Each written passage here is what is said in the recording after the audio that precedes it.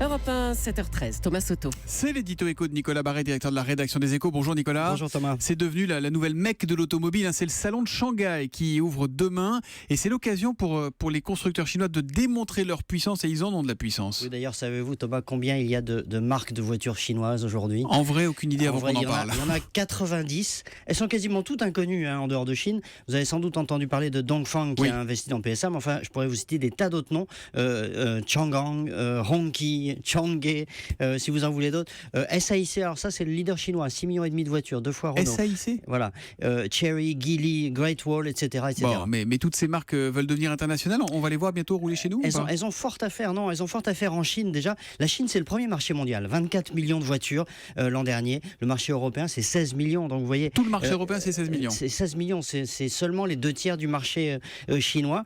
Et sur ce marché chinois, ces marques chinoises ont 43% du marché. Donc vous voyez, elles sont très peu connues chez nous, mais elles produisent déjà énormément. Et alors, ce qui est intéressant, c'est ce qui va se passer maintenant. C'est-à-dire qu'aujourd'hui, toutes ces marques, elles sont associées à des constructeurs étrangers sous forme de joint venture. Ces constructeurs étrangers sont très contents. Volkswagen, General Motors, Toyota, Nissan, etc. Ça se passe très bien. Les partenaires chinois sont très contents aussi parce qu'ils apprennent le métier. Seulement maintenant, ils savent faire. Ils ont toujours un déficit d'image, mais ils sont en train de le combler et ils fabriquent eux-mêmes des modèles de bien meilleure qualité. Ça veut dire quoi? Qu'ils vont bientôt pouvoir se passer des partenaires étrangers? Eh ben, c'est un peu le risque. Les joint ventures vont continuer, mais il va se passer deux choses. D'abord, les autorités chinoises poussent à la création de champions nationaux sur le modèle de la Corée.